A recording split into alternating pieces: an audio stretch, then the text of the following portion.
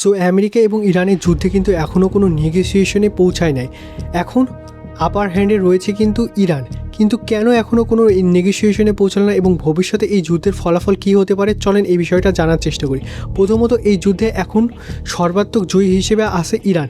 So Iran কোনো নেগোসিয়েশনে যাওয়ার চাইতেছে না। ইরান চাইতেছে সে ডিমান্ড করবে, সেই ডিমান্ডগুলো ডোনাল্ড ট্রাম্পকে মানতে হবে।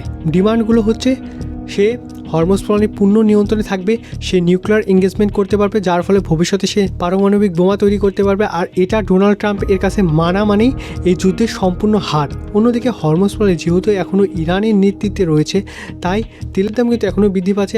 অলরেডি আমেরিকায় অনেক তেলের দাম বৃদ্ধি পেয়ে গেছে। আবার সামনেও কিন্তু ডোনাল্ড ট্রাম্পের মিড টার্ম নির্বাচন। সো এখন ডোনাল্ড ট্রাম্পের কাছে এটা শাঁখের করাতের মতো হয়ে গেছে।